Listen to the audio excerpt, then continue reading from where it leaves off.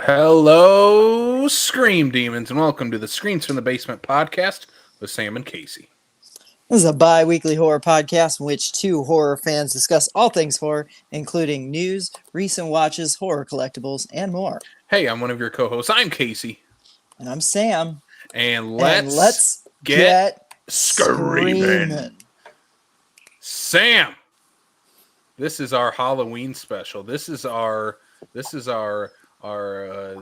what's the word I'm trying to think of, like a cool reference to some like TV special back in the day, but I can't think of any episodes off the top of my head.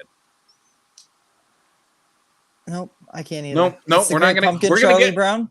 Sure, this is our Great Pumpkin, and Sam, I'm gonna introduce our personal Great Pumpkin onto the show. Yeah, He's a friend of ours, a former co-host. He is the one, the only Blake-nstein Ginithan, joining us on this episode. Hi. Yay. Hey everybody. Good to be back, guys. It's good to have you back. I mean, Yeah. I'm excited. This is Blake's first time on Screams from the Basement. Yeah. Big fan. I think we have locked Blake in the basement already. I'm literally in my basement, so The thing about this episode, this is an episode that has a very boring title. It's the best Halloween movies ever, because all three of us have very, very different versions of the topic that we're going to talk about later on in the show. We're talking about crunchy leaf horror movies. We're talking about pumpkin spice horror. We're talking spooky wookie dookie horror movies. We're talking about the Halloween bests. We're talking about the best movies set around the Halloween, the ones that get us into that spooky spirit. And before we get into that, Blake, what's up with you? What's going on? What can you tell the people out there listening, the Scream Demons, about yourself, about what you do, about that other show you're on with that one guy? I guess what I do is you made the show before Andy, by the way. I made the show. You made our show before Andy. Oh, yeah. So, just saying. I'd have been really upset if he had gone on first, but I'm glad things worked out the way they're supposed to.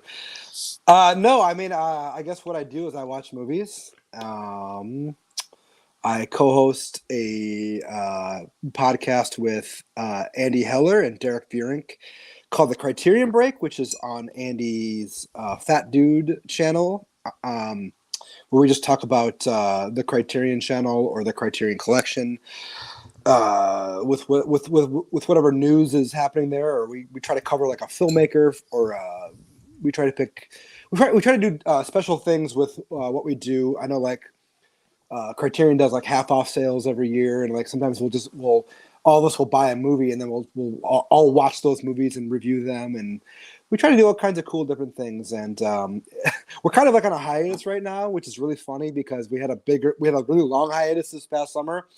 And then we did a return show like 6 weeks ago, and then we're talking about when to do another our follow up, and it was kind of like we figured out that we can't really do one for another like 2 months. So we're kind of like back, but we're going away, and now we're going to come back again. So each of us have like a lot of big things happening right now in our lives, and we're trying to like navigate around that. So, but we're looking to get some stability here, hopefully by the end of next month, probably. Heck yeah.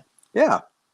Yeah, your return episode was awesome. Yeah, thank you. It was a lot of fun. A lot of fun recording that. So, and you can tell Andy if you guys ever want to talk about that upcoming box set from oh my god, now I can't even think of the goddamn guys. The Todd Browning, the Freaks box set that's coming out. Yeah. Let us know. Yeah, we'll have to do that. Because I haven't seen any of his movies except the Dracula, which I thought was. Well, I didn't like it, so I think Freaks is his best movie. Yeah, so I'm excited to watch some of that stuff because I haven't seen any of them. Mm-hmm.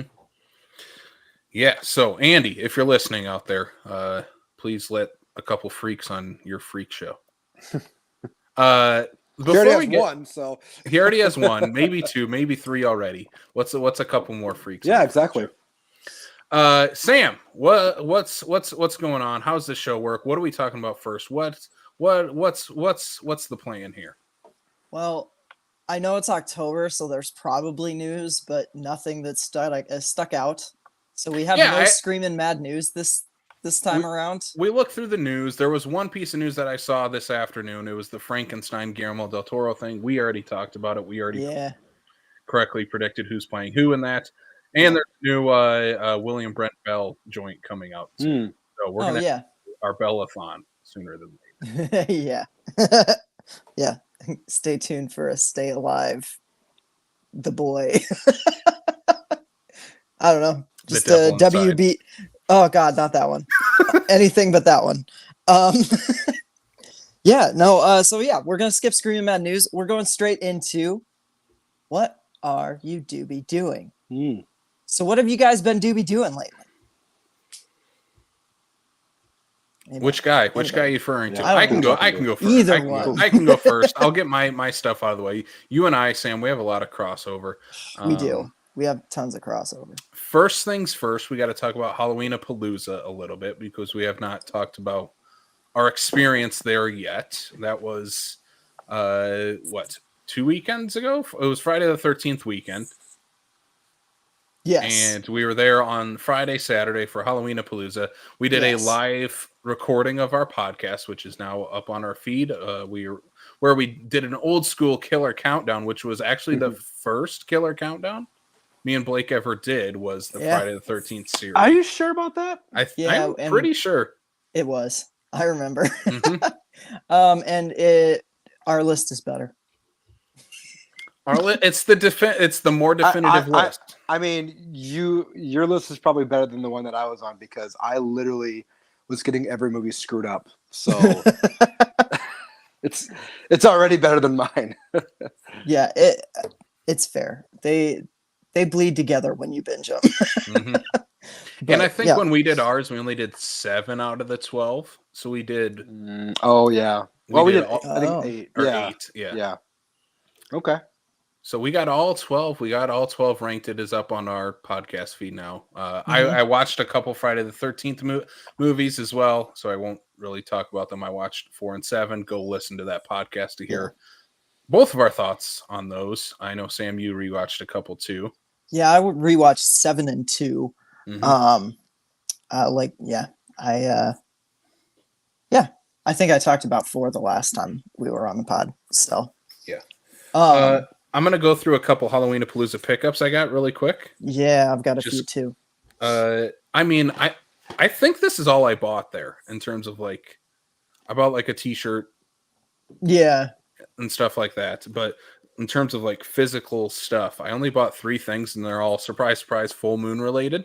I bought the DVD When Puppets Attack, which is literally just like behind the scenes footage from the Puppet Masters and Demonic Toys and stuff.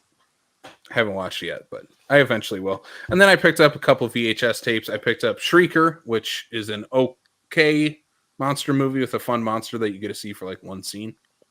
Nice.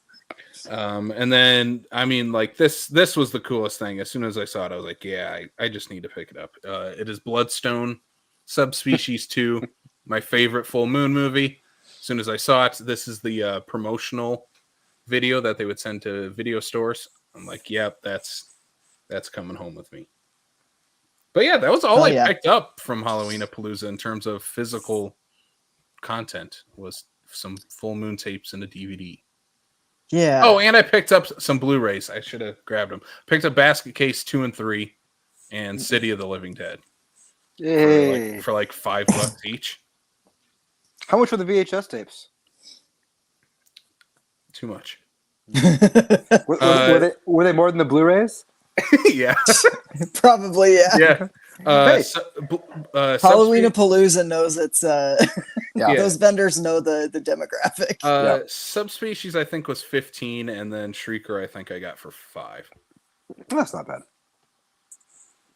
Yeah. I also scored a pretty cool gnarly VHS. I replenished I don't have it with me. I replenished The Fog, which sadly got eaten last summer in the VCR disaster of 22. But I found this really cool. It's like the analog version of a 2-disc DVD special edition of Jaws. That's cool. There's a whole second tape with nothing but special features on it. I'm so excited. Is that a hologram cover? Yeah, it's like a holographic cover too. That rules. Yeah. This is I'm pretty sure this is the VHS cover, the holographic one that scared the ever-living piss out of me as a kid. I could not watch this movie until I was about 16 years old because I was so terrified of the poster of this. Yeah, I love Jaws. I also found a novelization of Young Frankenstein. Nice. Didn't even know this existed. Super cool. You still haven't opened it to figure out if they have the Puttin' on the Ritz song number in the novelization. It's so old. I'm so nervous to open it. And then maybe like my most excited thing I found. So you know how we talked about Wolfman last time that I picked up at SuperCon from the Burger King toys? I found the rest of them in bag. I have the water squirting creature from the Black Lagoon. Oh, I didn't know you found these.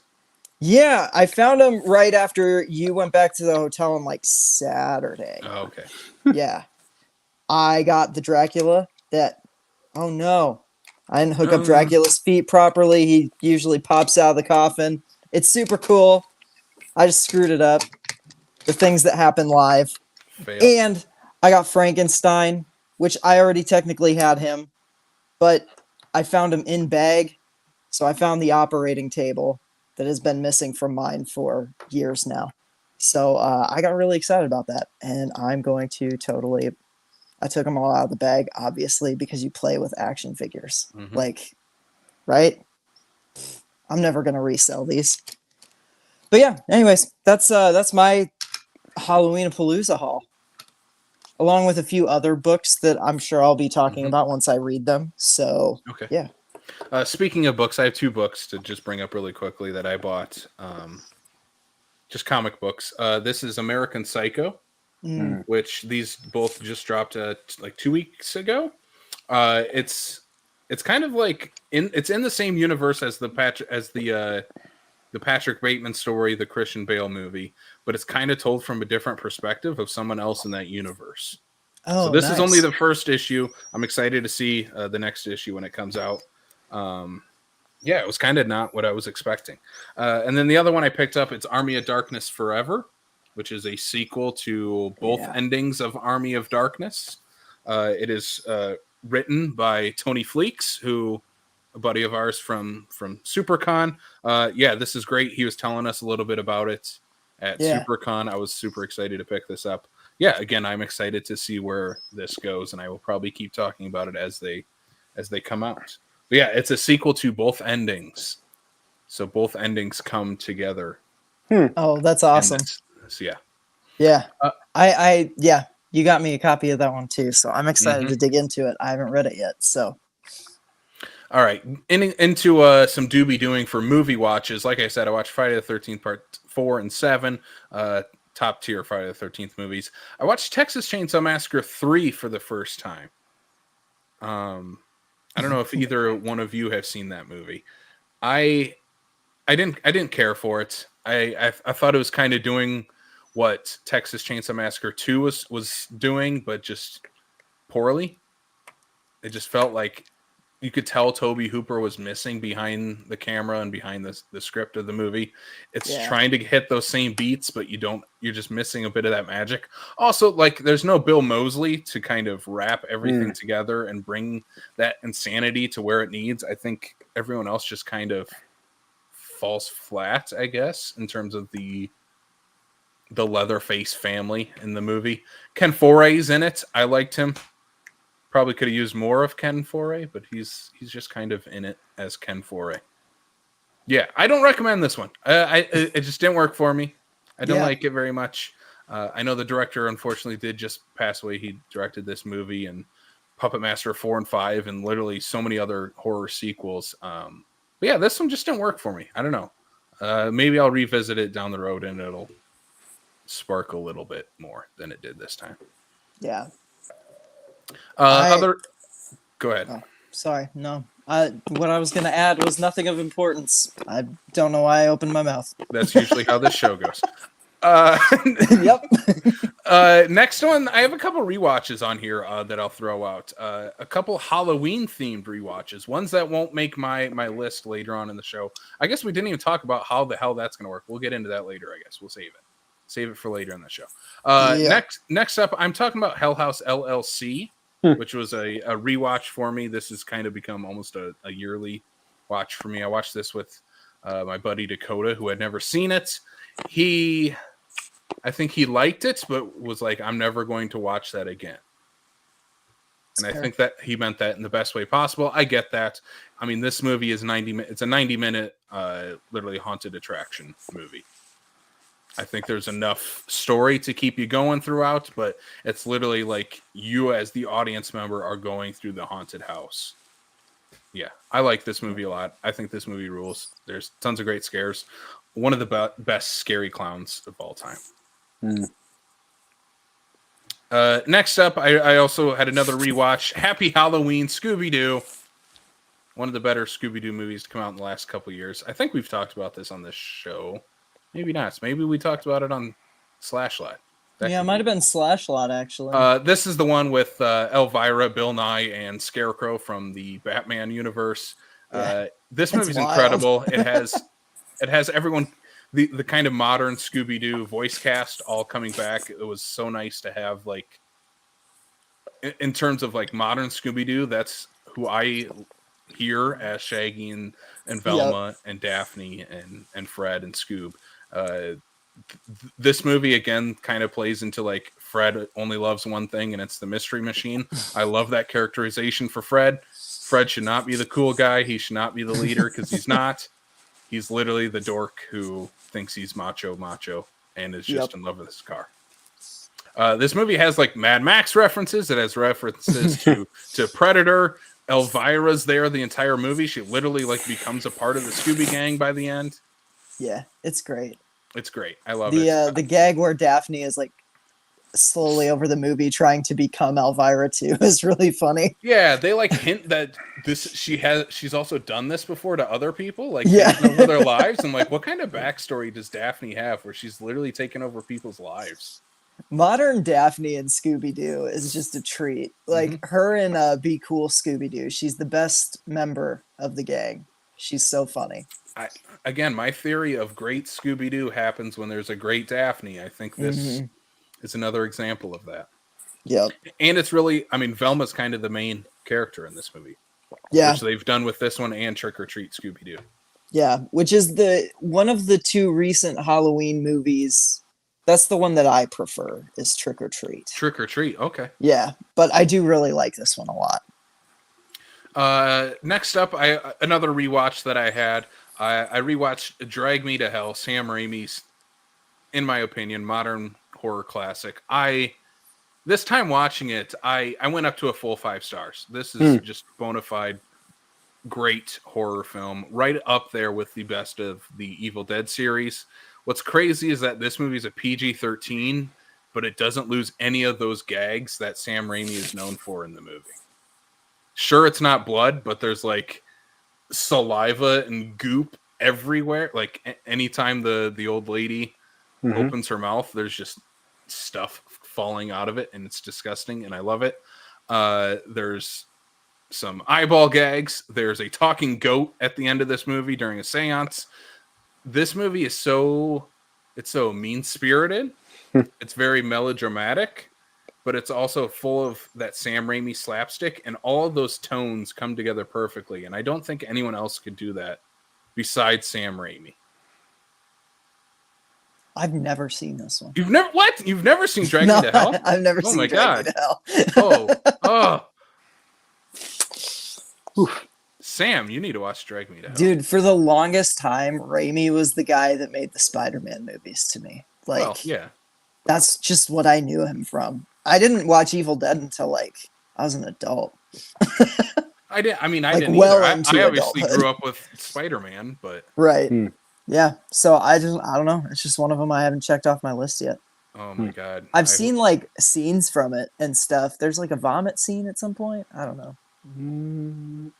Well, Is that right? not really. There's a scene where there's a scene where she goes to someone's like wake who's passed away, Oh, and okay. the coffin falls on her, and the body falls Yeah. on her, and like all the embalming fluid Yeah. just like Okay. comes out of her That's mouth. that's the Yeah. scene I've Yeah. seen. Yeah. Yeah. That's that shit's funny. Yeah, that's probably my favorite Sam Raimi movie is Drag Me to Hell. Oh Mhm. damn. Okay. Yeah, I gotta put it's- this one on the watch list. Soon. It's wild. It's a great like daytime horror movie because most of the scares are during the day, and Mhm. like most like horror movies are like they're kind of like serious in tone, but the characters don't take they don't take the plot seriously. But like Drag Me to Hell is the opposite, where the characters are like very serious about what's happening, and the movie is like the movie is like Three Stooging them all the way. You know, like the movie's pulling the gags on them. It's a lot of fun. So Okay. yeah, That's cool. It's so much. Yeah, it's a great movie. Sam, I hope you love it when you finally watch it. That movie rules. I love it Yeah. so much. Yeah, From that's the way awesome. you're describing it, I imagine I will. A new watch for me. I'd never seen this before. I watched 1408. You've never seen this? Sam, you've never watched Drag Me to Hell. I know. Here we I go. feel like No, I watched this. this is my drag me to hell. No, I love this. You guys are dragging me through hell. I love this. This was great. John Cusack was incredible in this movie. Who would have thought that Stephen King would write a short story about an alcoholic author who stays in a hotel? Like, so far out of the realm of possibility for him. Yeah, I mean, this has the King-isms all over this movie. Oh yeah. And I think it works perfectly. I love this movie. Obviously, like, there's tones of like The Shining. Like, what if Jack just stayed in his hotel room the entire time, and that's this movie? So I love this one, and I think it's purely because like it improves upon the short story. It's one of the rare King adaptations that I'm like, no, the movie is better. Like the movie is genuinely better. Movies have been on the same level or they've been worse, but this is like one of the very rare ones that it's like, no, this elevated the source material to a different level. I love 1408. I'm so glad you liked it. Oh my God. It's great. Yeah. The next three, I know, Sam, you have watched as well. Do you want to talk about them now, or you want to talk about them when we get to yours? We can talk about them now. I don't have much to say on. I don't really have too much to say on any of them for different reasons. Really? For different reasons, yeah. Okay. We watched Child's Play in the theater at the State Theater Nice. for a late night at the State. Sam, I know you love this movie. This is love obviously this movie. one of your favorite horror movies, period. I like Child's Play. I just don't love Child's Play. It's a great movie. I think it's a great horror movie. It's one of those seminal horror movies, in my opinion, of all time. Everyone knows who Chucky is. Everyone knows this movie. Everyone knows the lines from, with her, finding the batteries that aren't in his back. Mm-hmm. Having the scene with young Alex Vincent. This is the end, friend. I think. Oh God, I love that line so much. And then Chucky, keep coming back from the dead throughout the entire third act of the movie, just coming back after them. I like this movie. I just don't like watching this movie at 10 o'clock at night. 10 o'clock at night. It's a late night at the State. I love them. It dragged a little. It dragged a little for me this time. Oh, this one did? Yeah. Oh, I didn't think it dragged. It's past my bedtime. Like I'm always fighting to stay awake during these. I love them to death, but it's like, God, even if it's a movie I'm super hyped for, I'm like usually like, okay, stay awake for like the last 20 minutes of it.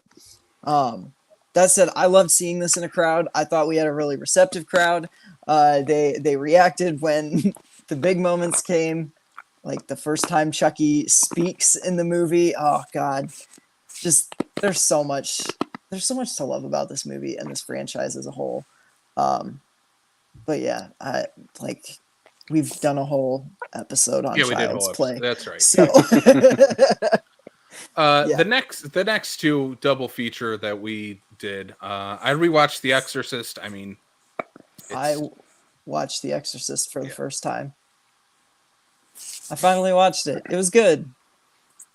I don't like exorcism movies. It was good. It was really good. But like, I don't know. Like, it's the greatest horror film of all time. Like, I disagree. I don't like.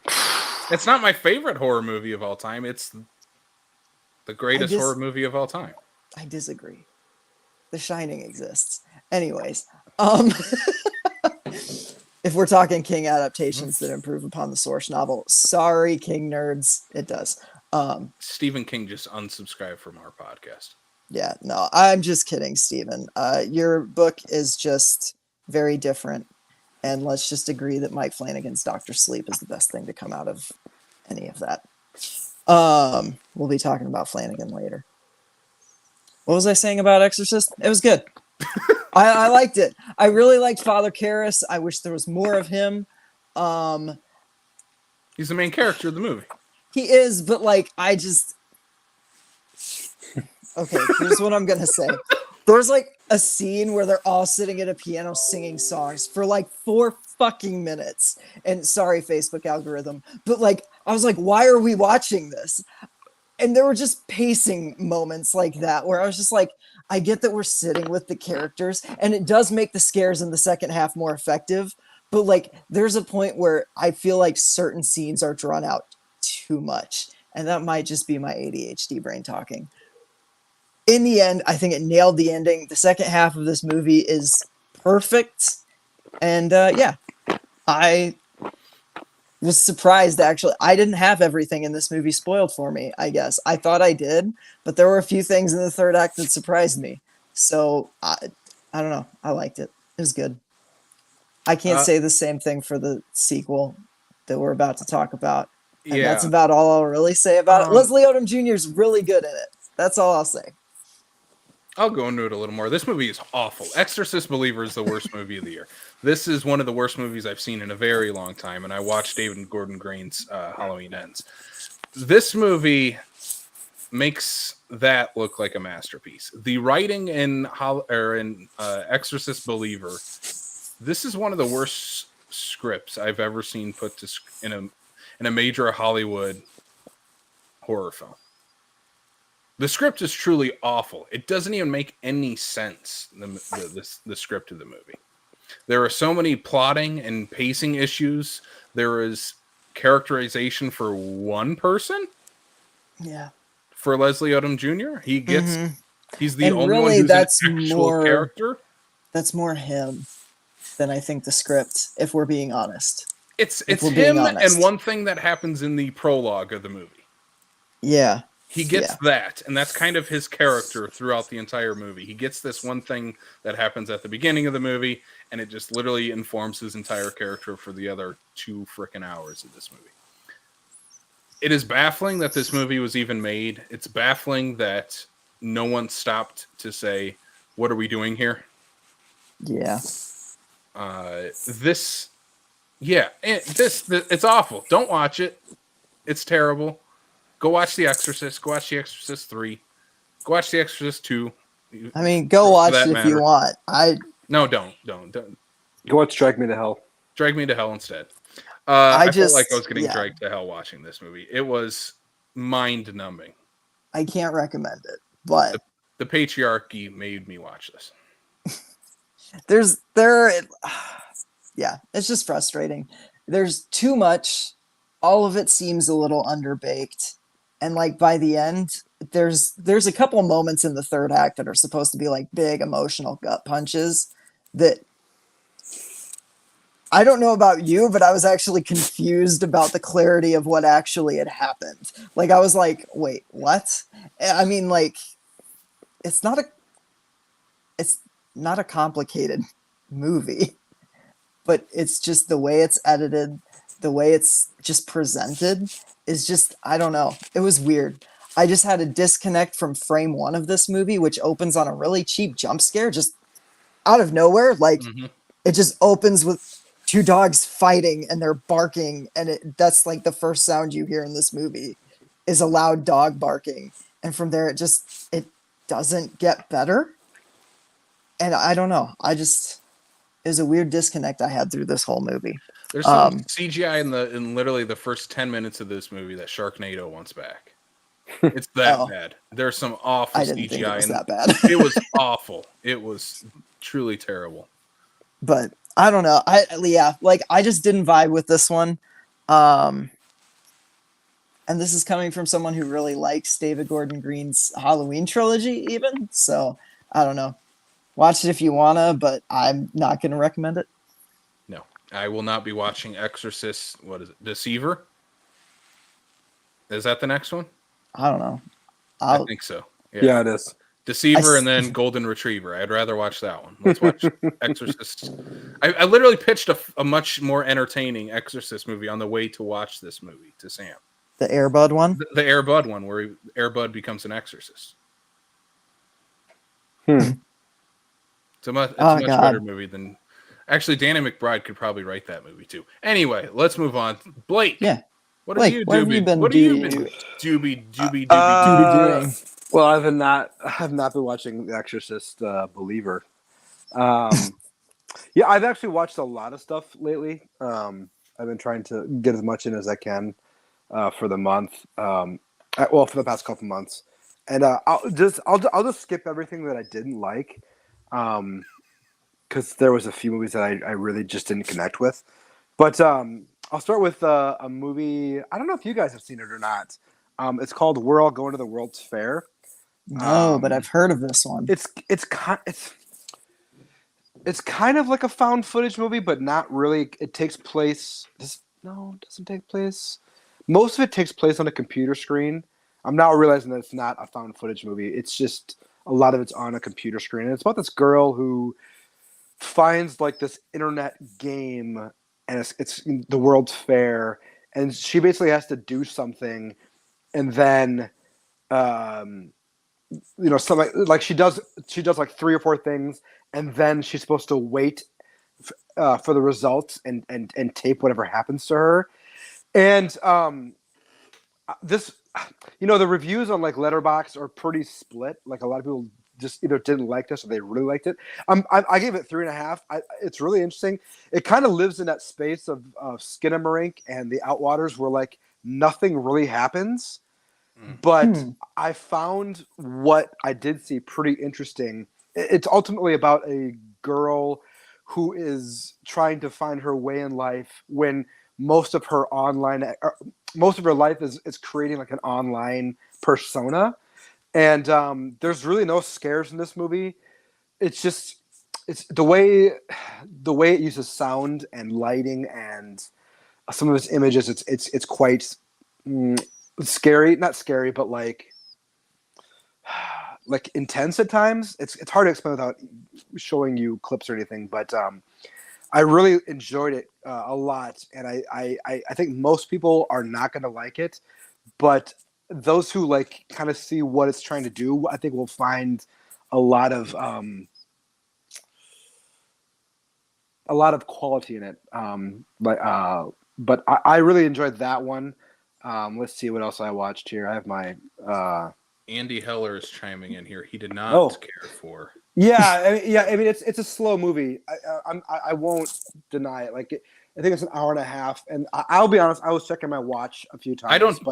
I don't trust Andy anymore. He liked Exorcist Believer, so I don't believe that comment at all. I watched a movie called Dust Devil, which I've wanted to see for a few decades now, and it's by Richard Stanley, who is sort of like this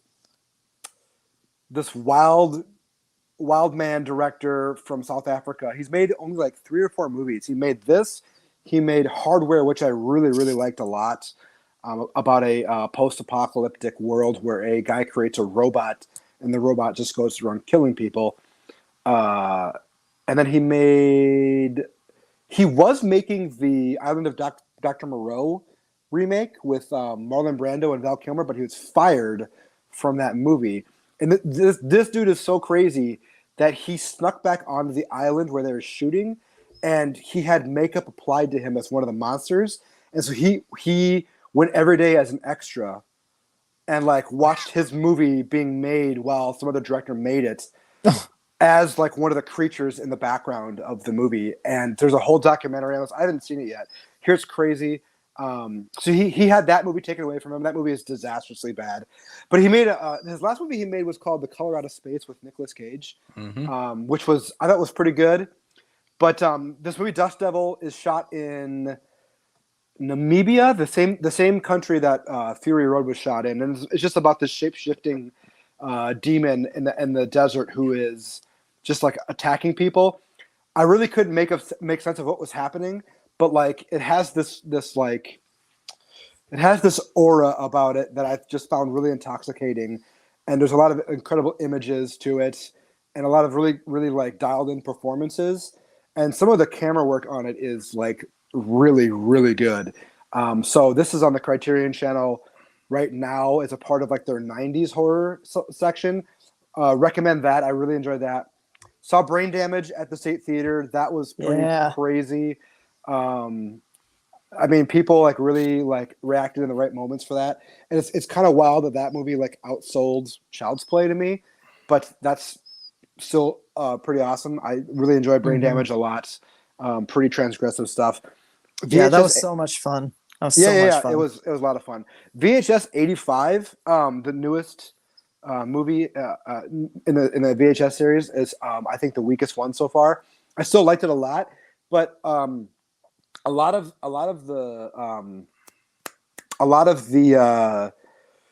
the shorts in the movie, like they felt really incomplete. This movie does do something that that none of the other VHS movies do. And from my recollection, a lot of other anthology movies haven't done. I'm not going to ruin what it does, but it does something that I've never seen before in an anthology horror series. And I really like that quite a bit. And when you guys see it, you'll know what I'm talking about. Yeah, I mean, this is, I don't want to say this is like the come down of the series where it's like, okay, maybe we should shift on because I really enjoy this series as a whole.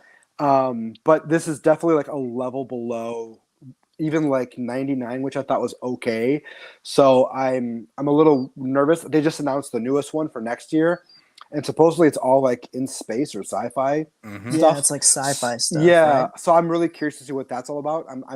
I hope they kind of like take their time with it and like actually adhere to like what found footage rules there are, because there's one of the shorts in the movie directed by Scott Derrickson that like blatantly just doesn't even care about the rules of found footage, which I thought was like it just doesn't even make any sense. I've heard that. Yeah. Even though it might be like the most effective one, it even needle drops throbbing gristle at one point, which is super super cool.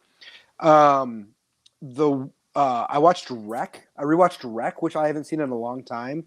I thought that was pretty good. It didn't like work for me as much as it used to, which I think I'm getting a lot of stuff in my head with images from part 2 mixed up with this one, because a lot of stuff I thought happened in part 1, I think happened in part 2. So now I need to rewatch part 2. But Wreck, I think, is a really great zombie movie or infected movie, however which way you want to look at it. It really, like, if you want to talk about like the rules of found footage, I think Wreck does a really good job of following those rules, especially like it just starts like there's no opening credits. Like you'll press play and then like it's just like literally like a camera turns on. I love that. I rewatched Jordan Peele's Us, which is my favorite movie. Well, it was my favorite movie of his, but after this rewatch, it kind of like went down a little bit for me. I think I like Nope more than anything now that he's done. I rewatched Phantasm, which I'll talk about later.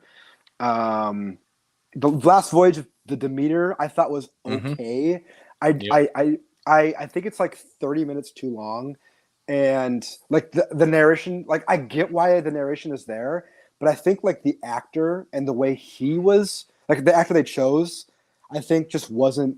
It was just really dumb the way he was narrating. Like I wanted a more like ominous feeling to it, and this guy like just it wasn't that. So I was kind of disappointed with that. It comes off a little bit like he's on a swashbuckling adventure. Yeah. That's a great way of putting it. Yeah. And then I rewatched Demons recently, which is one of mine. Yeah, really fun 80s horror movie where stuck in the theater.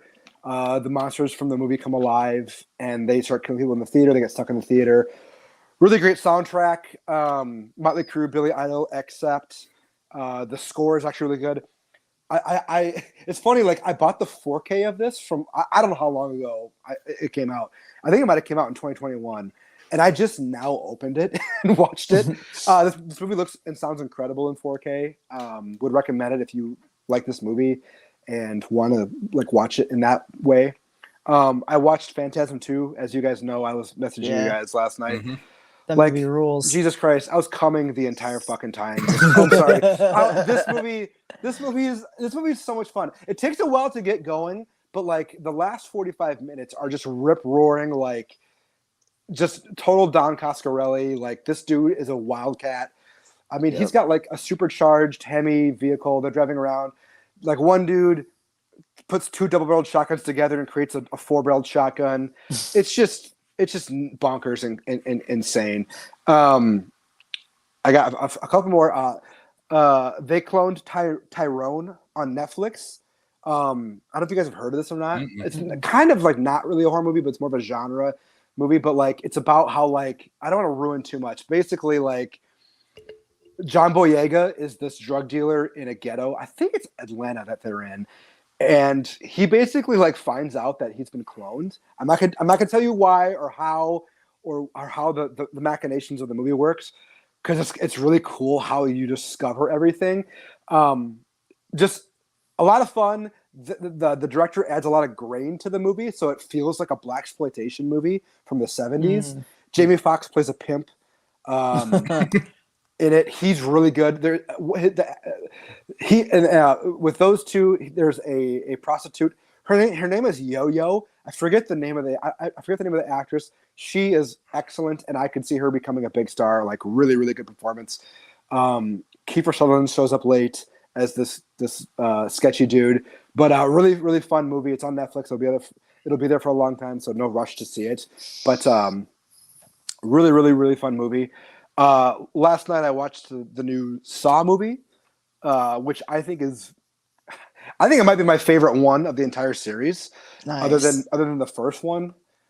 I think this is the funniest movie of the year, either intentionally or unintentionally, and I don't mean that as a disrespect to it. I don't want to say ruin stuff for it because I don't think you guys have seen it yet, but there is shit in this movie that is so funny that you just got to see it. It's so tongue in cheek that it has to be intentional. And maybe we can talk about it off air or something. I just don't want to ruin it for the people who haven't seen it. But there's stuff in there that I was just laughing at, and it's just these little small things that the filmmakers do that really make it worthwhile. It's a little long. It's 2 hours, but the traps are fun. And it's a Saw movie, but it's not it doesn't work the same way as other ones do.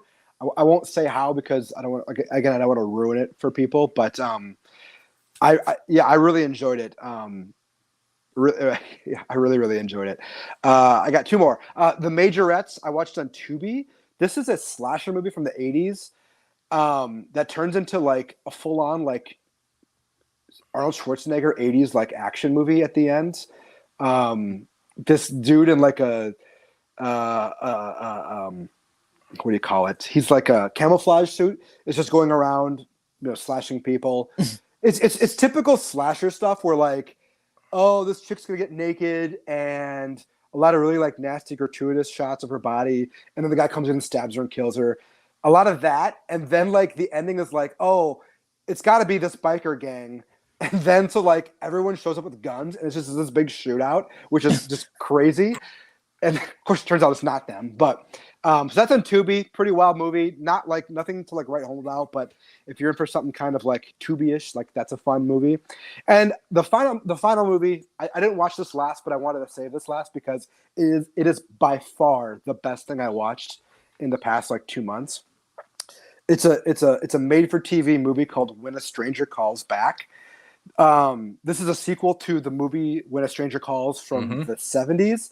This came out in like 92, 93, 94 in that era. Made for Showtime, starring the original actress Carol Kane. She plays a different character. You do not need to watch the first one to see this one, which is awesome because I would say just dive in. This is on the Criterion Channel right now under their 90s horror.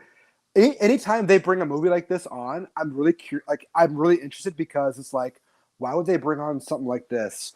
But like, oh my god, this movie is incredible. It's like 97 minutes long. The first 30 is one entire scene where this woman is being stalked in a house. It's scary as hell. There's no way Lee Winnell has not seen this and used this as a reference for The Invisible Man, because this movie, like, it shoots spaces and moves the camera just like Winnell does in The Invisible Man, where it's like this guy is like, I can't say too much because, you know, it gives it away, but like, you know, like this girl's at home, she's babysitting these two girls these two children for this family, and like this guy knocks, like, hey, my car broke down, like, can I use your phone? And she's really smart. She's like, no. And like, there'll be like an insert shot of the lock where like the lock is like just dangling there, you know, like it's one of those like those locks where you hang it up and move it. And so like, she's like, no, like, but I can call them for you. And so she's like kind of like untrustworthy. And then like, she'll go to the phone and like call, and then she'll go back and she's like, hey, I called. And then like they'll put an insert shot of the lock just like dangling there, and the guy's like, okay, like I'll wait, you know, and then like I'll come back later and knock. He's like, hey, they're not here yet. Like, where are they at? Can I come in and call? She's like, no, and they'll insert shot of like the lock just dangling there, and it's just like all of that for like 30 minutes, and then she's walking around the house checking the doors. Doors are locked, sliding doors locked, and then like the guy's knocking on the door, like, oh yeah, can I call? Like, they aren't here yet. She's like, no, like go away, like I'm home alone, and all this stuff, and like insert shot on the lock just dangling there, and then like she'll go to the kitchen and the sliding door's open, and then it's like a knife is missing, just all these like insert shots, and all this stuff is like building, and there's no music, and it's just like constant like shots of like stuff where it's like, was that there before? Like, did I see like like is that window open? Was that window open before? Like all that stuff is adding up, and this is just the first 30 minutes of the movie, and it's just like building and building. Obviously, something happens. Cuts to later on. Carol Kane enters. She's like now this like therapist who helps women who are attacked, and this guy is like this. Basically, the guy got caught by police. He gets released and now is stalking this woman again, but you don't know who this guy is. And then all of a sudden, like this cop gets brought in, like this private eye, and he's like hired to find out like who this guy is, how to stop this guy from killing this girl, and like. It's just a little slow in the middle, like 40 minutes. But oh my God, the last 15 minutes are just ramped back up. And you find out how this guy is able to stalk people. He's getting in and out of apartments and stuff. And you find out like how he does it. And it is the most bonkers shit. I can't recommend this movie enough. If you guys want to use my password and stuff to watch this, like, please do. This is like a Saturday night, 10 o'clock, like turn off the lights. Crank this way up. Like, I loved this movie. This is one of the best watches I've watched all year, hands down. Cannot recommend this movie enough. So much better than the original. I want to sing the praises of this movie because it's so much fun. So much fun. So yeah, When a Stranger Calls Back, highly recommend. So yeah, rad, dude. I will definitely check that out. I've only ever seen the first one. It's good. And then the remake. Oh, yeah. I think I've only ever seen the remake. Yeah. The original is great, where like the first 15 minutes is great, and then the middle half is just this really boring detective movie that it ramps up again in the end. But like this sequel is just interesting from beginning to end. So nice. Yeah. We're going to have to do a When a Stranger Calls episode. Yeah, you got to. Have to. All right, Sam. All right. What have you been Gooby doing? We talked about Friday. I finally watched Slaughterhouse because I missed it when it was only one night in theaters. And this is one of my favorite movies of the year. I absolutely loved it. It is. Is this on something now? It's on Hulu. Yeah. Okay. And it's I mean, it's a creature feature slash, not even creature feature. It's an animal attack movie slasher with a cute as shit sloth puppet in the dead center of it. And it's part Mean Girls, part like Sorority Row. It's very tongue in cheek the whole time. Crazy twists, like I don't know. They Dewey a bunch of characters. It's fun. It's so much fun. I loved it. It was like a blend of my favorite different subgenres. You know, and I loved it. Mileage may vary. For most people, this is going to be probably like 3.5 stars. For me, it was 4, bordering on 4.5. I don't know. By next year, probably 5. I really liked Slaughterhouse. I watched Dark Harvest, which is based on one of my favorite books of all time. It is not as good as the book, but I still had a really good time with this one. It is oozing with atmosphere and Halloween spookiness. The characterization, the editing get a little wonky, but oh my God, this is a mean movie. There's some great gore in it. It's like Sawtooth Jack. It makes it kind of like Pumpkinhead meets The Purge. And so, which is pretty much the novel. And it's just, the ending actually kind of branches off from what the book does, and surprised me just because it's very different in its ending. And I don't know if it quite nails it, but I appreciate that it went for something different and kind of swung for the fences. I'm forgetting the actor's name, but the guy who plays the sheriff is great. It's like he's channeling like Bill Moseley from the, from like 80s and 90s. It's very like, it's very serious, but also has like elements of kind of campiness to it. And it's a period piece. So like, I don't know, this movie's just weird. It swings for the fences. I kind of love it. David Slade like has a really slick style that he applies to this, and it works. It's really good. I liked it. I watched the Spirit Halloween movie, which is now on Shudder. And it's fun kids horror movie. Like it's nothing more than what you'd expect. It's nothing less than what you'd expect. It was fun. I liked it. I could totally see how if I was a kid watching this would be like a spooky season watch every year. Child's Play we already talked about. TV. Chucky's back on air. It rules. There has been at least one, if not multiple, kills in each episode so far that made me go, how did they get this on TV? This is gory. It is Chucky's a mean son of a bitch in this season, like more so than he has been in the last 2. God, and I don't want to spoil anything other than that, except for Chucky's in the White House this season. And the mid-season finale is 2 days from now, and I cannot wait to watch it because it is a Halloween episode and it is set at the White House. And I'm like, holy crap, what does a Halloween party White House episode with Chucky look like? I'm so excited. They released a still from it today. He's in like a Phantom of the Opera mask, and I'm just like, yeah, just give it to me now. Give it to me now. And then I just finished this today when I got home. Finally watched to the end the new Mike Flanagan series, The Fall of the House of Usher. You finished it? Yeah, I finished it. Holy shit, he did it again. I loved this series. It's so hard for me to even say like what my ranking of any of his miniseries would be because I really love all of them.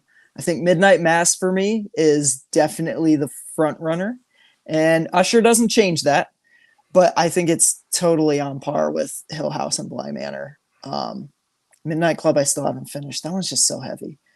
But oh my God, this is like the Eat the Rich horror has kind of been played out at this point. Like a lot of people have done it.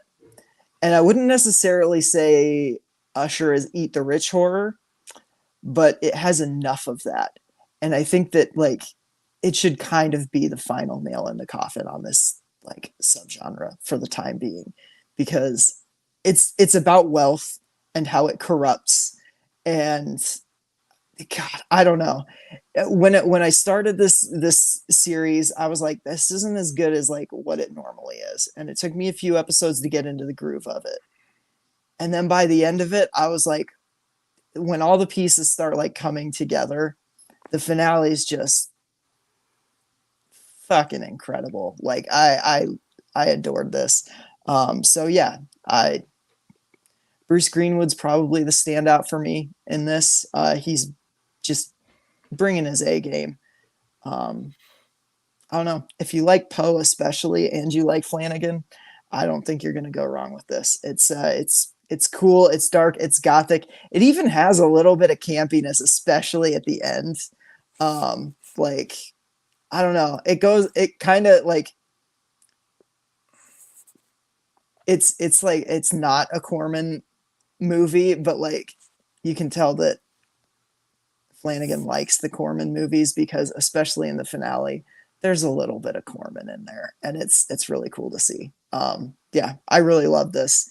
I literally re-upped my Netflix subscription just for this, and then I'll probably turn it off again next month.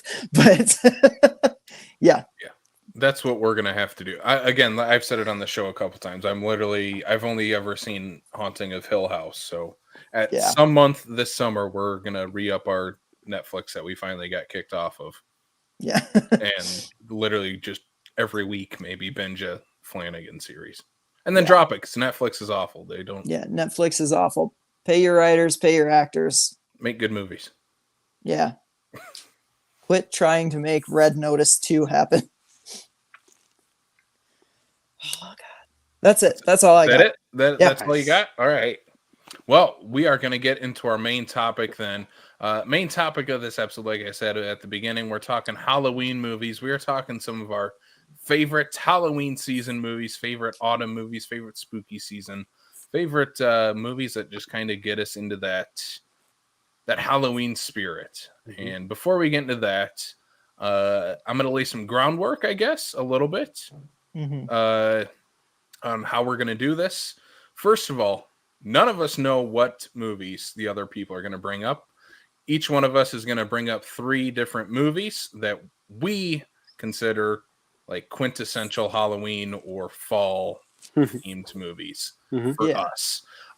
Those movies won't include, we kind of made, the 3 movies I threw out were John Carpenter's original Halloween, Hocus Pocus, Trick or Treat, Beetlejuice, like the stuff you would like, the stuff that's on 31 Nights of Halloween on whatever. Is it still ABC Family? If it takes up approximately 20% of Spirit Halloween, it's not eligible. Sorry, we want to highlight some, I don't know, we want to highlight some maybe oddball choices or out there stuff. More personal things, you know? Like yes. That's where I'm coming from. Yeah, that's where mine came from too. I guess let's kind of go just around before we say what movies we are. Let's say like what the Halloween season means to us.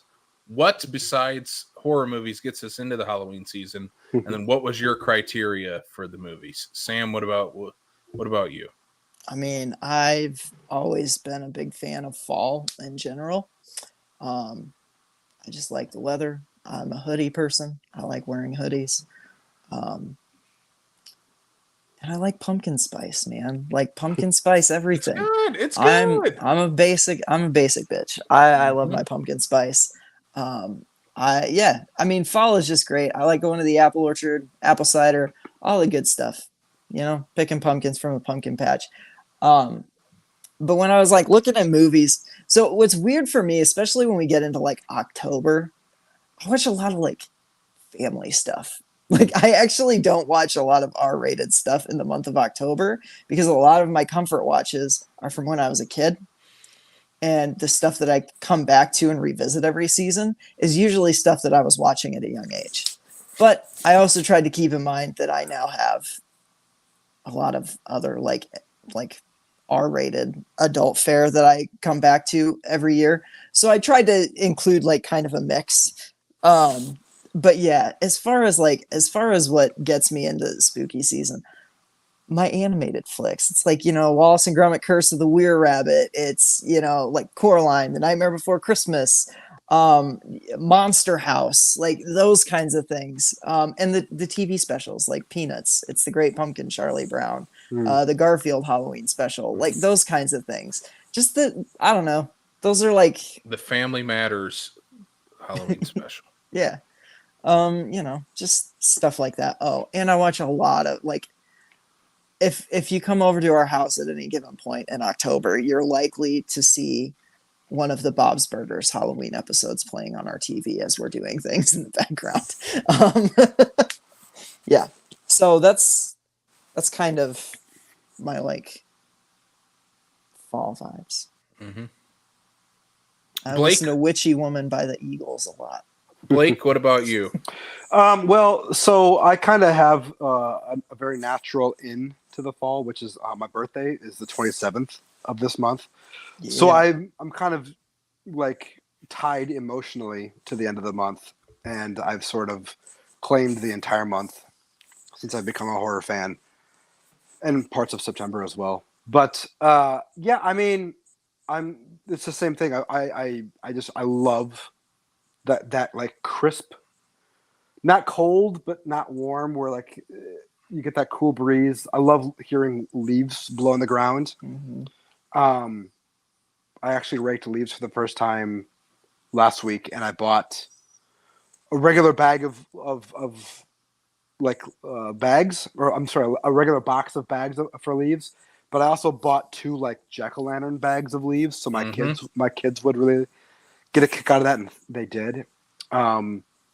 So yeah, I mean, a lot of it is tied into like I would take like my birthday through Halloween off, and I would just watch horror movies, scary movies, and new ones, old ones, and I've sort of just kind of played on that idea for the past, I don't know, maybe like 15 or 16 years, where I've really gotten into horror movies and Halloween. And I what's fun is I don't love dressing up. I rarely dress up on Halloween. But I do love the idea of it. I love, you guys know, but I just moved recently, and the neighborhood we got into, a lot of people are putting up like really cool decorations. Like my neighbor, like a couple blocks down, has like one of those like 15-foot werewolves in their yard. And nice. Yeah, it's really cool to see stuff like that, and people embrace the season. As far as like what my criteria was, I mean, this is going to be a little more personal for me, where I chose movies that in my head, when I think of like, oh, Halloween or fall is coming up, these are the first movies that I think of. I've only gotten a chance to rewatch one of them, and it confirmed that for me. The others I don't. So maybe the others aren't necessarily fall set movies, but they're movies that I always think of when entering the fall. Mm-hmm. When I think of leaves on the ground, when I think of like trees with like really burgundy leaves that are about to fall, or really bright yellow leaves or brown leaves, I think of these movies. When I think of wind blowing, a crisp air, I think of these movies. So that was kind of my criteria. Again, really personal movies, and they might not make sense to some people, but they're my movies, for the fall. So yeah. What about you, Casey?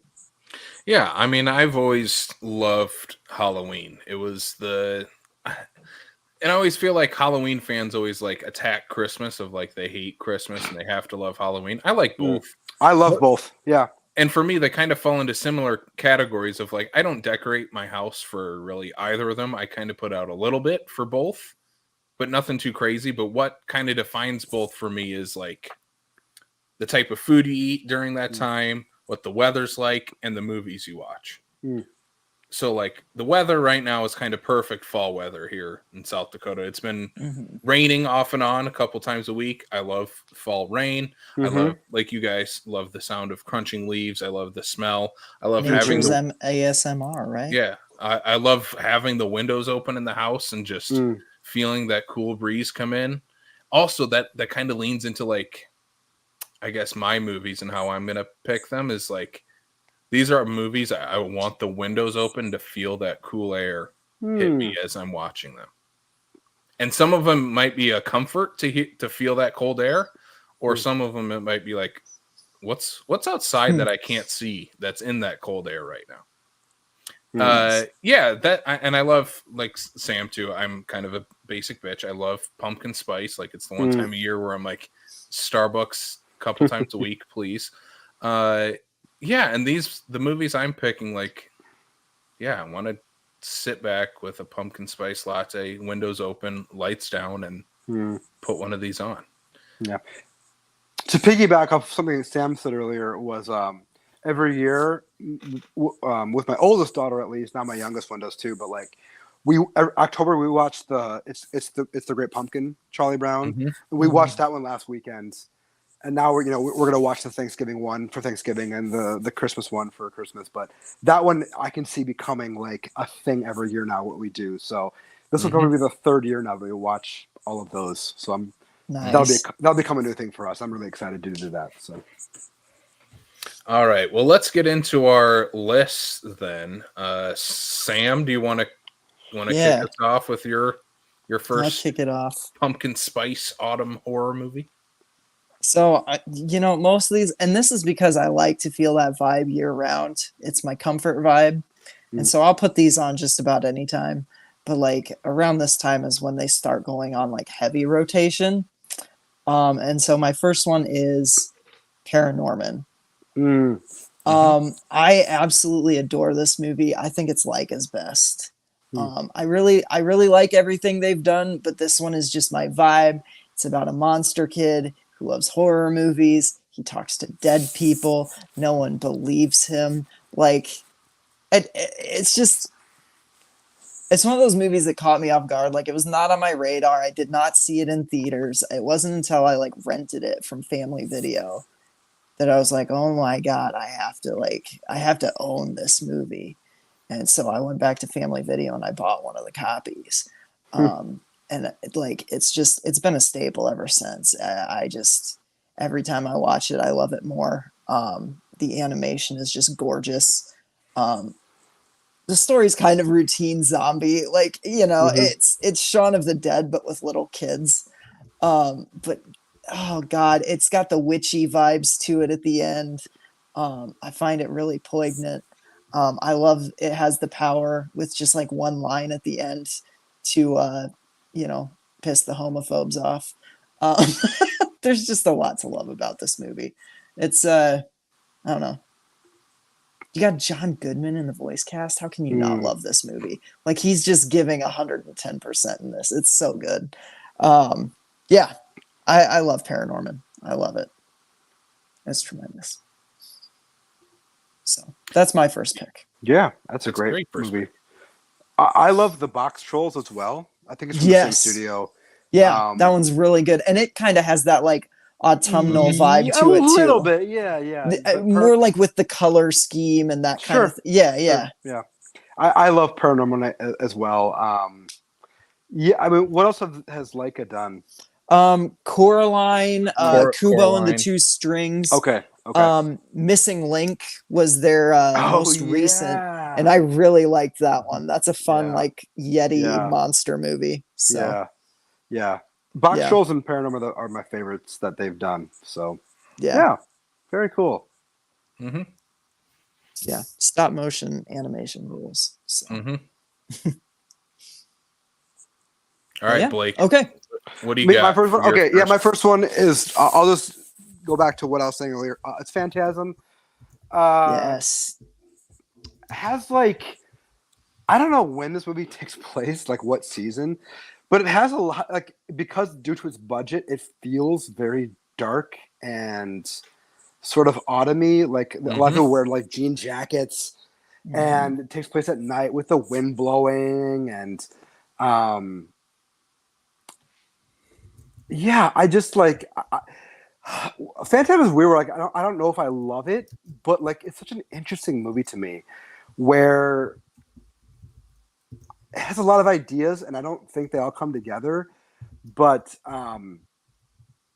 I just there's something about it that I can't stop watching it. Like it's probably like one of my most watched horror movies that I've I've probably seen it 7 or 8 times, and like again I don't know when this movie is set, but like it really gives off that like pre-winter vibes where it's you can tell like it's chilly at night, but it's not full blown cold. Like, and I know it takes place in California where they don't get snow, but like it has that like, oh, the leaves are gonna fall any moment. There's a lot of scenes where like they're next to a fireplace playing guitar. This is the dumbest shit, but there's extensive acoustic guitar scenes in this, and I love it. If we want to go through dumb stuff in this movie, like there's a lot, but like there's one sequence where like this dude is playing electric guitar on the steps of his house, and his buddy, who is an ice cream man, I know, like, Reggie the ice cream man, pulls up and like pulls out his acoustic guitar, and they just start like slow jamming this thing together, and it's just like a 3-minute scene. Anyway, and correct me if I'm wrong, but isn't Reggie the ice cream man, like, I know he's one of the central characters in Phantasm 2. Is he like the main protagonist of all of these? Except the 5th one. The 5th one? Okay. Dude, there is I don't know which Phantasm it is. I'm going to watch him here soon. There's one I can't believe I'm saying this. There's one Phantasm movie where like there's voiceover from Reggie. And I'm not kidding. He says something to the effect of like, "I used to be an ice cream man, but now I'm a warrior in the fight." It's 3. Against the apocalypse. Is it 3? It's 3 because I started that one way too late and I ended up falling asleep. But it opens with like Reggie giving that whole speech over voiceover. It confirmed. It's insane. It confirmed to me that Don Coscarelli is just like a wild man. I love it. But yeah, I mean, Phantasm is a movie like I think about a lot, and I really don't know why, other than like when it's like April or January or June, and it's like, oh, I can't wait to feel those Phantasm vibes. And like I said, I don't even really love this movie, but like there's something about it that I just keep coming back to it. There's a lot of images in it, like the ball, the tall man, the imps, the pillars where they go through to another planet, like the bar they go to, the car, the chase sequence, the dream sequences. All I just like the grave. Like I even mentioned the graveyard. This like half the movie takes place in a graveyard. Like I just this is a movie like, I think about all the time, and it's because like I think when it's not late September, October, I'm yearning for like this feeling. So Phantasm was an easy like choice for me to kick off my 3. Heck yeah. Yeah, that's a great pick. It has that wet fall vibe. Yes. Even though like, I don't think there's any wetness. No, it just has that. But you're right. Pre-snow vibe. Yeah. It's like dreary a little bit. Yeah. Oh, and the score too plays into all that as well. So it's got one of my favorite horror scores. Oh, that score is just incredible. It's really good. Yeah. Yep. All right, Casey. What's your first pick? All right, mine's similar to yours, Sam. It's kind of though you watched Paranorman as an adult. I mean, I'm going into the kids' territory for my first one. Yeah. For me, like, and all 3 of the movies I'm picking have the like, I want to watch these with commercials. Okay. And for me, like, I don't know, there's something about watching a Halloween movie with commercials when you know you're going to get that like Reese's commercial with like. You know the one I'm talking about. The Reese's, it's the bat one, right? Yeah, they have the bat Reese's. Yeah. And this is one I only watched on TV as a kid because it is a TV movie. It's a Disney Channel original movie. It's Halloween Town 2, Calabar's Revenge. the best Halloween Yeah. Town movie, directed by Mary Lambert from Pet Sematary 1 and 2. Nice. I did not know that. Yep. Wow. That's Uh, rad. I tend to watch the first 2 Halloween movies. I try to watch them every Halloween season. I rewatched the first one already. I will get to this Halloween one. or Halloween Town? Halloween Town. Okay. And as a kid, like I always looked forward to either like the ABC Family 31 Nights of Halloween, or even Disney Channel always played Halloween stuff around this time. I always looked forward to the first 2 Halloween Town movies and Hocus Pocus and The Legend of Sleepy Hollow, the Ichabod Crane Disney version, because I always knew they would play those. And like those for me, all 4 of them hit those vibes. But I picked this one because I think out of all of them, this might be the one that like scared me the most as a kid. Because there's so much like you go into Halloween Town in this movie. It's a sequel to obviously a sequel to the first one. The first one's very low budget, and Halloween Town, like, though I love it and think it's very nostalgic, it's very cheap. I think I talked about this last episode, actually. You did, yeah. Yep. Yeah, where it's just normal people wearing a cheap Halloween mask.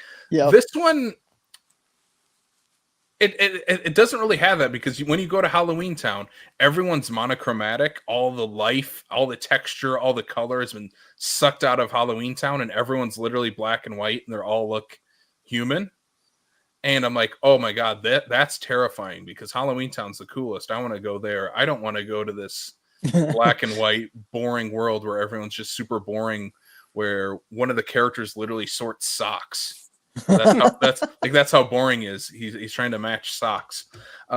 Calabar is Calabar's son, Cal, in this movie. He's a great villain. I guess fun behind the scenes. The guy who played Cal, Daniel Kuntz, married Marnie in real life, Kimberly J. Brown, after they met on this movie, and they're still married to this date. That's cool. That's pretty cool. Debbie Reynolds is great as Aggie. I think she's kind of like, she's everyone's grandma in these movies. I love her so much. There's a sequence in this movie that has always stood out to me, and it's one that they always played in every single commercial on the Disney Channel. And it's when Marnie's mom puts on the mask and she turns into the monster. It is legitimately a terrifying moment, because she has this normal Halloween mask on, and then it like transforms her, and she turns into like an actual monster, and it's terrifying. And she goes after the youngest sister, Marnie's youngest sister. Yeah, I love Halloween Town. I love both of these movies. I didn't watch, I think is the third one Halloween Town High? Maybe? I think so. And then there's a fourth one too. I know. Yeah. And then the fourth one, Kimberly J. Brown is not even in that one. That's kind of where I dropped off. Yeah, I love these. And again, like I said, it's one where I want to watch with the commercials. I want to see like the preview for Hocus Pocus coming on next. I want to have the Reese's commercial. I want to see what new toys, what new Super Soakers are coming out while watching this movie. Yeah, it's just kind of that perfect vibe for me of nostalgic while also being like, yeah, this is a pretty fun kids movie. Yeah. Halloween Town 2, Calabar's Revenge. Hell yeah. All right, that makes it my number 2, right? Sam's second movie. What do you got? Okay, so I was gonna go with like a classic Universal monster movie, but then I realized that the Universal monster movie that I've always gone to, especially in spooky season, is the one I just bought a novelization of, and that's Mel Brooks's Young Frankenstein. I mean, Young Frankenstein to me is the greatest comedy ever made. It is. I'd even consider it a horror comedy. I know a lot of people just consider it a comedy, but like as a kid, this movie, there were moments that genuinely unnerved me in between the laughs. I don't think this movie works unless you treat it seriously as a horror movie, which Mel Brooks does in the lighting, in the score, even in some of the ways that the monster is portrayed and the way that Gene Wilder is portrayed. Like the first time I watched this movie, it genuinely like unnerved me at times. And obviously it doesn't now, but it's just, I don't know. When I think spooky, I always think black and white. And to me, this is one of the best black and white movies there Mhm. are. I love Young Frankenstein. I think it's a gag a minute. I think Marty Feldman is Igor is just like, I mean, dude should have been nominated for an Oscar for this movie. He's so good in this. I love this movie. It's coming to the state this weekend. It's coming back to the state. Yep. And I'm really excited because I missed it the first time around, and I am not missing it this weekend. I am 100% gonna be there for at least one of the screenings. So Young Frankenstein is always just one of my favorite movies to put on this time of year. Yeah, I watched it the first time it came around to the state, and I literally sat front row, dead center. And it is top 3 favorite state theater experiences I've had. I love Young Frankenstein. I remember Kayla bought me a version of the movie, even though I think I have like 2 or 3 versions of it already, just because I love it that much. This. I have it twice on VHS. Like it's. Yeah. Young Frankenstein rules. We got to do a full Young Frankenstein episode. We do. All right, Blake. Yes, movie number 2 for me, another easy one. Again, I don't know when this movie actually takes place, but for me, it has that vibe of like the air is cold and the leaves are changing. That movie is Brad Anderson's Session 9. I think I don't know. Like, I'm not saying this is one of the scariest movies ever made, but it's one of the scariest movies I've ever seen. And this like Phantasm is like a movie I think about all the time. And I've only watched it twice, and both times absolutely just terrified me. But if you have not seen Session 9, it's about these two. It's about this asbestos cleaning crew. They're hired to clean out a former mental institution that's been closed down for years. And while they're doing that, weird things start happening, and you really don't know what. And they kind of start to go crazy. It's kind of like a Shining in a mental institute. But again, it just has a lot of those fall vibes where like it has like the trees with a lot of leaves, and it gives off that cool air, like pre-cold fall vibe. I always think about this movie just like Phantasm, whether it's like October or whether it's January or June or February, it just doesn't matter. Like this is one I'm always like, oh yeah, I want to watch this one first thing in October, and of course I never do, but it's always one that like is always psyching me up and getting me in the mood for the fall. And I know it might not be a conventional choice, but this is just a movie that I think about all the time. Oh yeah, I actually have not seen this. I was going to say I've never seen it. I've never seen it either. Yeah, we're gonna have to change that, Sam. Yeah, I know. One of the way you're describing this is the way I feel about The Fourth Kind. Like I haven't rewatched it since I watched it the first time, but it scared the hell out of me, and I just I think about that movie about once every couple of months. Yeah. So yeah. Awesome. All right, Casey. All right. My next one, I just realized, and I think I told you guys this, but I doubled down on it. All of my movies have Halloween in the title. My next one is one that I watched, I think last year, maybe 2 years ago for the first time. So it's a relatively new one to add to my Halloween rotation. Unfortunately, it's not streaming anywhere right now. And also the Blu-ray is ridiculously priced. I'm going to have to probably just pull the trigger and get this movie. It is the WNUF Halloween. I just added this to my list. Yeah. Yep. Go ahead. Yeah. Go ahead. Sorry. Yeah. Have either of you seen this movie? I have not seen this. No. Okay.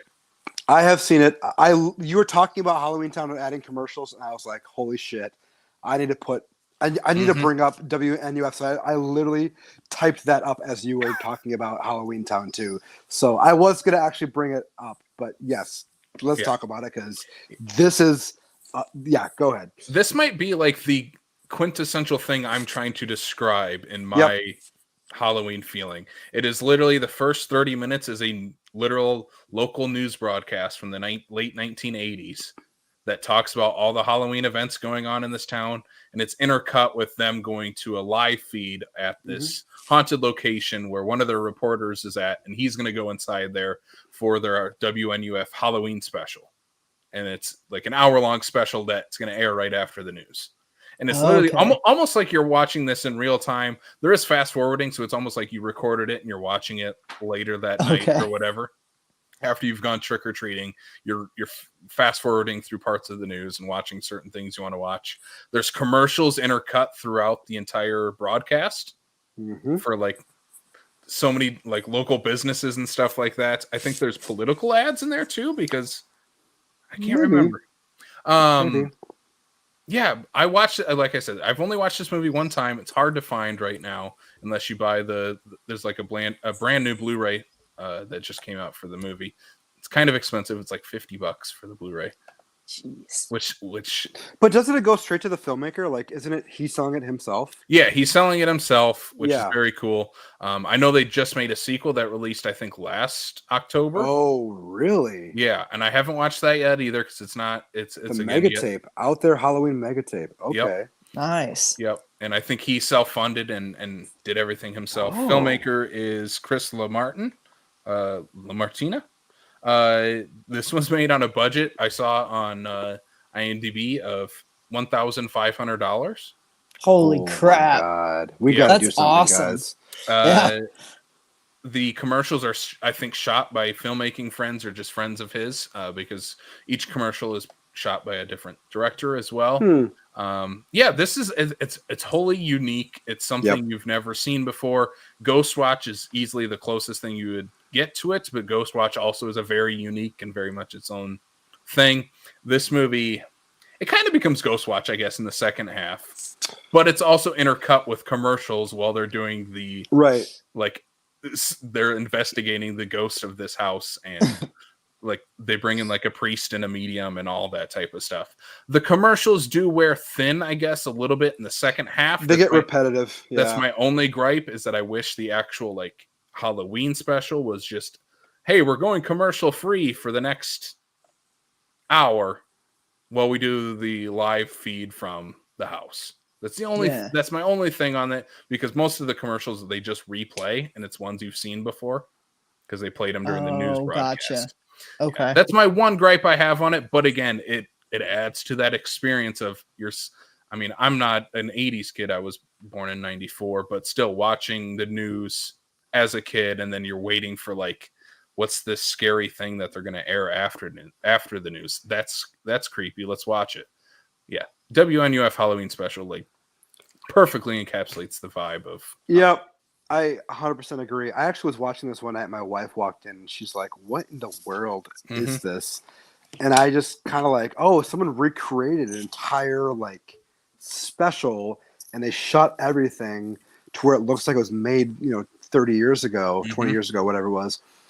And it's just like, if anything is committed to the bit, and I'm with you, Casey. Some of the commercials get really repetitive, especially however, one of them is like hilarious, where it's like this guy selling mattresses. Yeah, and it got like funnier and funnier. Like it's that old adage where it's like a joke is not funny the first time, it's not funny the second time, but the third time it's hilarious. And like the third time this mattress commercial came on, I was just losing it. The whole like mystery part of the actual like we're going in this house, that whole thing doesn't pay off for me, but like the whole experience is so well done. Yeah. That if you hadn't brought this up, I definitely would have. So this is a really, really fun movie. So yeah. And if you decide to watch it, Sam, like just you have to like give it time, because it doesn't get into anything for like it feels like 20 minutes. Like you're literally watching the news for the first half hour of the movie. Yeah. I'm cool with that. That's but cool. It's It's really well done. It's still like a cult thing, even within horror. I think it's still like a small movie. Mm-hmm. But yeah, what an awesome choice that is. All right, Sam. All right. Last movie. What do you got? God, you know what? I'm gonna switch it up. Can't gonna do that. go- Go back to the original. No. I'm gonna go all like kind of family friendly. Okay. I was originally gonna put Sleepy Hollow from Tim Burton, Mm-hmm. but I talked about that when I called it one of the best movies of the 90s on our 90s horror countdown. So I'm going to talk about something I don't get to talk about much. I'm going to talk about the dark Disney flick, Something Wicked This Way Comes, which is based on a Ray Bradbury novel. It's a coming of age story, definitely set in the fall.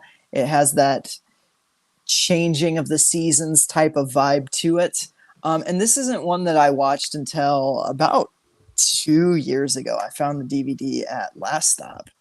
And since Disney doesn't want to seem to ever put it on like streaming or anything, I picked it up and I kind of fell in love with it. And it has been like an annual watch ever since. I now own it on VHS as well. It's essentially about a kid coming to terms with mortality and death and growing up, but also in like a really spooky way where a carnival comes to town and there's a tall man that's like haunting him. And it's got a little bit of Phantasm vibes to it, actually. I don't know. I love this movie. If you can find a copy of it, I mean, I think the DVD is probably on eBay for like $6. I doubt it's super expensive. But yeah, I don't know. Something Wicked This Way Comes is all fall vibes all the way through. And it's really like thematic and kind of heavy for being a PG Disney movie for kids. And I don't know. I like the way it doesn't shy away from like the darker side of life and death. I mean, there's a dream sequence where a kid gets like literally beheaded in a guillotine. And it's a PG Disney movie. Like it's insane. So I love this movie. It's really good. Check it out if you haven't seen it. So yeah. Cool. I've always wanted to see that one, and I never have. So we'll have to have a movie night. I'll just bring it down to the theater room. It's on DVD, so it's not going to be the best quality, but I don't care. It's there. Let's watch the VHS instead. Yeah, see if I can hook up my VCR. It's probably the same quality as that DVD, isn't it? Probably. All right, Blake. Yeah. Are we gonna talk about like other ones briefly after, or yeah? Okay. So my final one before I have other ones that I considered. I really vacillated between like which ones I wanted to talk about, and the last one that I just like I think about. I don't think about as often as Phantasm or Session 9, but I do think about a lot that I and like some of the ones that you guys have chosen. I've only seen this one time, and it was probably like 15 years ago. It's called Satan's Little Helper. Yeah. Yeah. This one almost made my list. This one takes place on Halloween, I think. Yep. And it's this fun little straight to video movie with it's about this kid. Casey, you have to help me with the plot, but like basically this kid like he's obsessed with Satan. He wants to go. Well, we don't know that, right? I mean, no, he plays a game called Satan's Little Helper, a video game, and he's obsessed with Satan because that's the main character in it. Okay. Yeah. And he wants to go trick or treating, but like his sister doesn't want to or something, and he ends up going trick or treating with this like serial killer who's going around killing people from house to house, and the kid doesn't know it. And it's just like your typical straight to video movie where it has a lot of like tones. Mostly it's comedy, and it's got an absolutely insane performance from Amanda Plummer, who plays Honey Bunny, I think, in Pulp Fiction at the beginning and end of the movie. She is let loose in this movie, and she does not disappoint. But takes place on Halloween. They're going trick or treating. I think even at one point they're like holding hands, walking through the streets, and everyone's out trick or treating. It's kind of like the open, like which is it? The first Halloween, like 2018, where like everyone's out trick or treating and there's people everywhere. It's kind of like that vibe, and just with like this kid holding hands with the serial killer as he goes around killing people as a trick or treat. Really dumb little fun movie. It just got a Blu-ray release like last year or 2 years ago from Synapse. I Yeah. literally just pulled it up right now. I might have to Yeah. pull the trigger on the Blu-ray. Yeah. Really fun movie. Don't expect too much, but like it really is like like a Halloween set movie. Like I said, I haven't seen it for a long time, but I like one of those that like people don't talk about enough. That's kind of like, oh, I might as well like put my word out on it. And got a really, really cool cover art for the DVD at least. And they're pretty iconic. Like I remember seeing that in the video store. Sure. And I didn't ever go to video stores, but I remember that cover. Yeah. It's just a fun movie. It's Joseph Lieberman who did it, I think, who made like a couple of horror movies and then like did this like decades after directing stuff. But a lot of fun. Yeah, I just think it's a really, really fun movie. Nice. All right, Casey. That was Satan's Little Helper was going to be my pick if I didn't pick the WNUF special. Yeah. I that's fully that again the vibe I'm trying to go for. My last one. I know we said we're not picking Halloween movies. I'm breaking the rule. I'm not picking John Carpenter's Halloween though. I'm picking one that again I just want to watch on TV with commercials. Halloween 6: The Curse of Michael Myers. Okay, that's a different one than I was expecting. I'm okay with Me too. this. Yeah. Again, a movie that, I think the other one you probably thought I was going to say was Halloween 4, which I think is a better movie than this one. Also oozes that Halloween vibe. But for me, like, as a kid who was born in 94, this came out in 95? 95, 96? This has that like my childhood vibe where like the decorations feel like, hey, I've seen those decorations before. I knew those teenagers around Halloween time. The plot of this movie is pretty bonkers, even in terms of Halloween movies, especially now that we've gotten. I thought Halloween Ends kind of had a weird plot.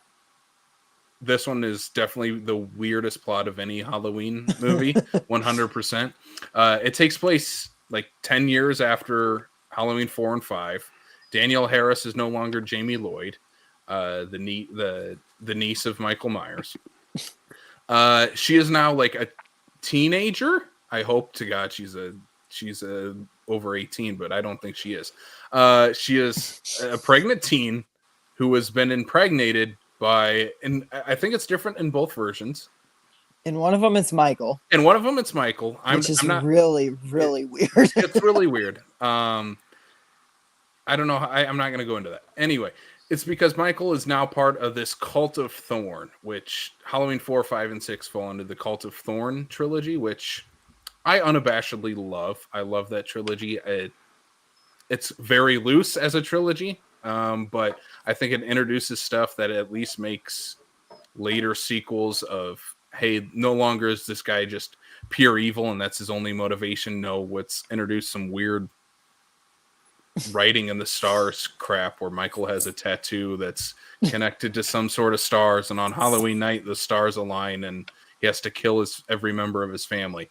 So he does so. He kills Jamie Lloyd at the beginning of this movie, only she gives birth to her baby.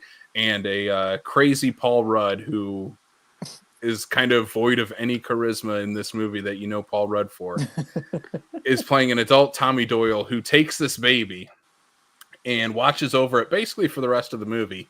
And he teams up with the Strode family. I'm trying to remember how they're related to Laurie. It's like would have been like her dad's brother, I think is who it is. Anyway, they moved into the Myers house because as the Strode family directly connected to Michael Myers, the serial killer, let's move into his old childhood house.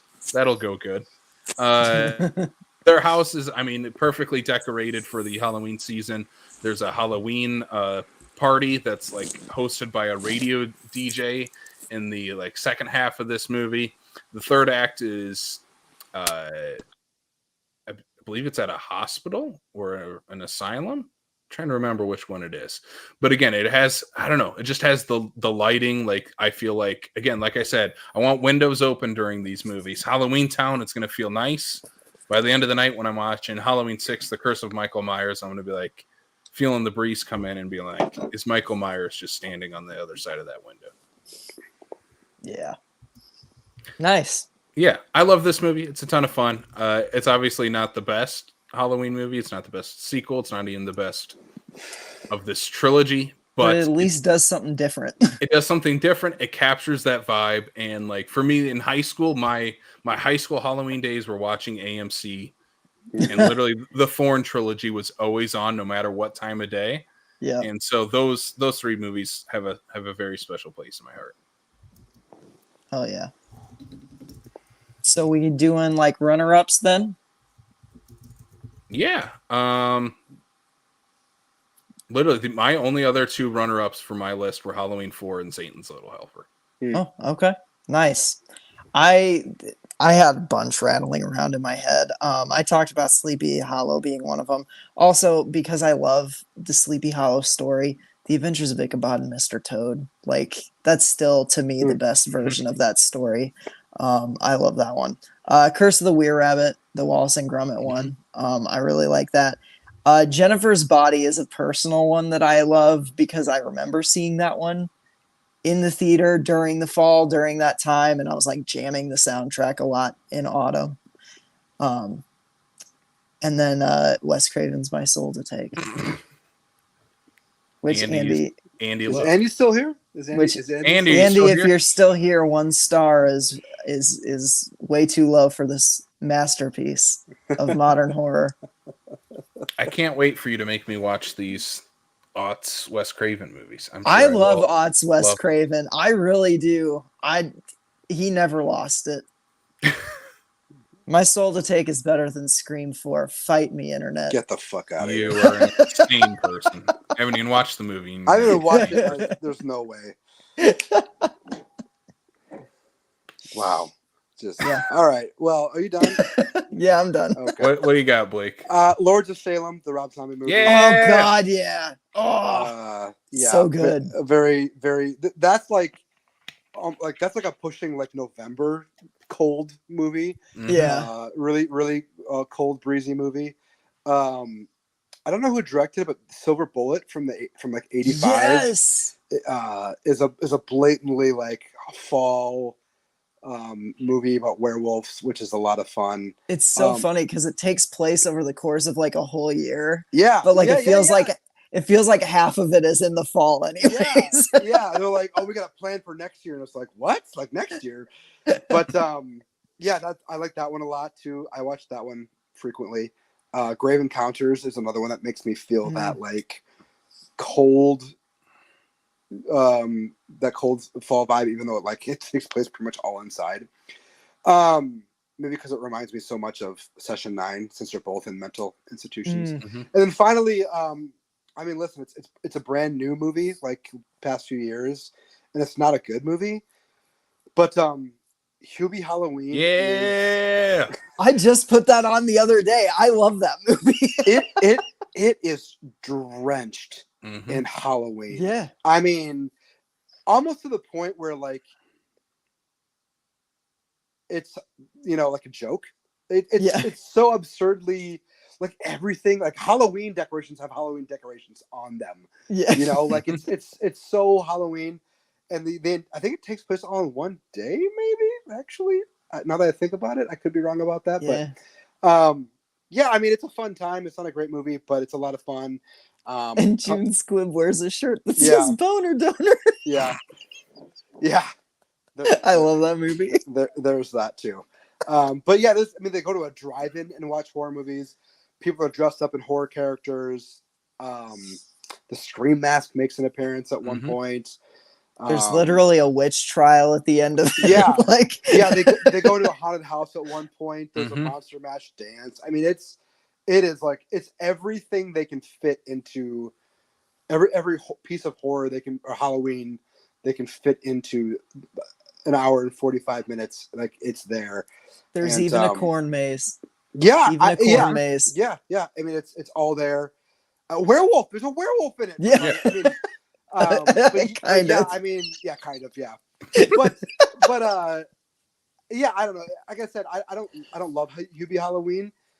It's really dumb, but like if you want to get in the spirit of Halloween and the falling leaves of autumnal seasonal stuff, like this is it. Like this is where you go. So yeah, Hubie, all the way. Hell yeah.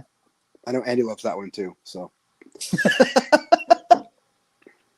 no, Hubie Halloween rules. Yeah, it does. It does. If I was 13 years old, it'd be my favorite Halloween. Oh yeah. If we could have gone like 3 hours on this show, I watched so much on Saturday. I had like a whole Scooby-Doo / Halloween marathon on Saturday. Speaking of that, I did watch the Scooby-Doo and Kiss movie last night with my kids. Oh, nice. How was that? I mean, they love Scooby-Doo. You guys know that. But it was really funny because it felt like they just wanted another avenue to like showcase their music. Yeah. So like it's like the Detroit Rock City and like I Was Made for Loving You and some other stuff. But one thing I really loved about it was the way that they made fun of Kiss, like merchandising everything. Where like it's like, oh yeah, are you lost in the dark? Here's a Kiss flashlight, 1995 on Kiss.com. And I loved all of that stuff. But yeah, it was a lot of fun. I got requests all day today to put Scooby, or they call it Ooby-Doo, but I got requests all day to put that on, and I'm like, no, we can't watch it every night. But yeah, so probably some more Scooby-Doo as October progresses. So I'm excited to do that as well. Heck yeah. Have they seen Trick or Treat Scooby-Doo? I mean, whatever's on HBO, they've watched. They've watched. Okay. They've watched. That one's on there. That is on HBO. Yeah. I mean, we've watched hours of Scooby-Doo, so that's awesome. I think the one at the camp is my favorite, at least. Camp Scare. Yeah. Yes, Camp Scare rules. Yeah, it's really good. Yeah. It's a Friday the 13th movie, but Scooby-Doo. Yeah, it's a lot of fun.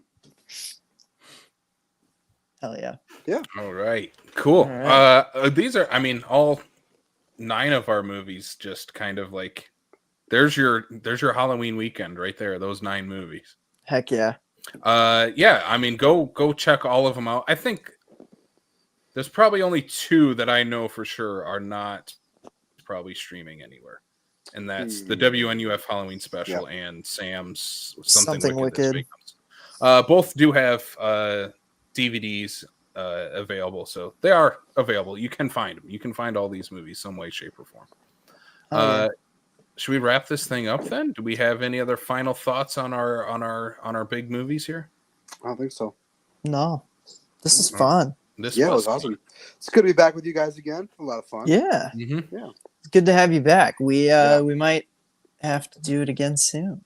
Yeah, maybe next year we'll try something. So yeah. What are your thoughts on the Gene Simmons, Ozzy Osbourne Halloween classic Trick or Treat? Me? Yeah. I've never seen it. Okay, maybe we gotta bring you on to do the theater night. Do Trick or Treat. Is it Shudder is coming to this week? Screambox. It's coming. Yeah. Okay. Yeah. Or you can come watch my really crappy DVD version. Isn't it getting a Blu-ray or 4K? Yeah, it is getting a 4K. From Synapse, I believe. I know you guys don't go past VHS, but I'm excited to see the Blu-ray or whatever. So. No, I'm gonna get. I'm gonna get. Yeah, I don't even. I'm just kidding, guys.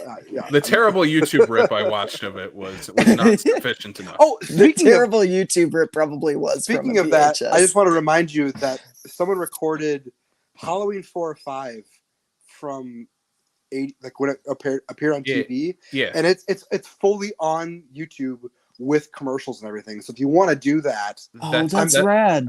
That's how I watch Halloween 4. Is it really? I watched it last year on Halloween season. Yeah, I didn't watch it, but I think that's a really cool way of sort of like living in the past. So Yeah, for everyone out there who is watching or listening, that's available on YouTube. Yeah. Oh, sometimes I will just pull up like I'll pull up the 1 link hour of 90s Nickelodeon commercials or something like that, Yep. and just have them in the background. Halloween 4 TV. Okay, I'll put it in the comments here. Sam, Yeah. you want to give the people some of the plugs where they can find our show and where they can find us online? You can subscribe to our podcast on Apple, Spotify, and Google Podcasts. Pretty much anywhere you get your podcasts, and you can also watch the show on YouTube. You can check out our merch, tpublic.com. Just search Screams from the Basement. We got some cool merch, and that's going to be fun to expand our store and maybe get some more cool things in for you guys. You can also follow us on our socials. We are on Facebook, Twitter, TikTok, and Instagram. I wasn't able to live tweet with Joe Bob because we were busy watching Chucky on the big screen this Friday. But as more Joe Bob starts happening, we're gonna be tweeting from the Screams account with the Mutant fam because we really like doing that. So was it Demons 2 he showed this past week? he played Demons 2 and then All Hallows Eve. It's available now for restream on Shudder, so I'm gonna get to that this week. I need to get to that. Danhausen is on it, and I'm like, all right, Yeah, Joe I saw Bob plus that. Danhausen. All right, let's do it. Yep. I'm in for some sure. Joe Bobhausen. Heck yeah. All right. Blake, do you have any plugs, any shout outs? Yeah, I mean, if you want to be my friend on Facebook, you certainly can. I'm on Instagram, BlakeG5150. I'm on Letterboxd at The Real John G. If you want to hear me talk about other stuff that I watch and like art house world cinema stuff, you can listen to me on the Criterion Break. Like I said, we're on a hiatus right now, but we are planning on some stuff later. Andy's got some stuff going on, and I got some stuff going on, and we plan on being back soon, I hope. But that's on the Fat Dude Digs Flicks channel on wherever you get your podcasts, maybe even YouTube as well. But yeah, I mean, that's all I've really got going on. Otherwise, I mean, I'm just watching movies. I work at the State Theater, so if you are in Sioux Falls, come on down and say hello. I'll probably be taking a break coming up here a little bit from that, I think. And then I'll be back working a lot after a few weeks. But yeah, I work there. I love that place. I love helping people watch movies there and all that. So anyone who wants to come in and say hi, I'm totally welcome for a short conversation if I'm able to. So yeah, that's kind of all I have going on. Cool. All right. Well, Blake, thanks for coming on. Thanks for coming on, man. Inviting me. It's been a lot of fun. I love you guys know I've told you I've told you guys privately, but like you guys are my favorite horror podcast. I love your guys' insights and stuff, and I just what you guys did this past year, SuperCon. Super excited to see what you guys do next year, and I'm really proud of both of you. Just keep on doing what you guys are doing. I love you. Every 2 weeks I get you on podcasts, and I get to listen to you at work, and it's one of the highlights of my Fridays. So thanks, man. That means a lot. Yeah. Appreciate it. I'm going to leave off on one more thing. I just realized it as we were recording. Your birthday is October 27th, correct? It is, yeah. That's when this episode drops. Oh, October 27th. So happy birthday, Blake. Thank you. Happy birthday, Blake. Thank you. Appreciate it. This surprise birthday. I forgot about that. Yeah. I mean, it's this Friday at my birthday. So I think I'll be at the State Theater for their mystery movie. So yeah. I'm excited for that. That'll be so much fun. Mm-hmm. Yeah. So yeah, I might be there for that. I bought a ticket. I bought a ticket. I haven't decided if I'm actually gonna go yet, but we'll talk about it afterwards. So heck yeah. Well, Sam, let's wrap this thing up. This has been Screams from the Basement. That's Sam the Damned Lens. That's our guest, Blake-nstein Ginithan. I'm Casey the Killer Kelderman. Thank you all for listening, and sweet screams. Sweet screams. Yeet!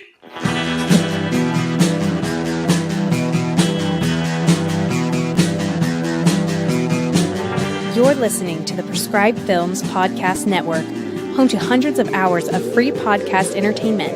The shows on this network all have a common goal, providing you with the best discussions about movies and other forms of entertainment media.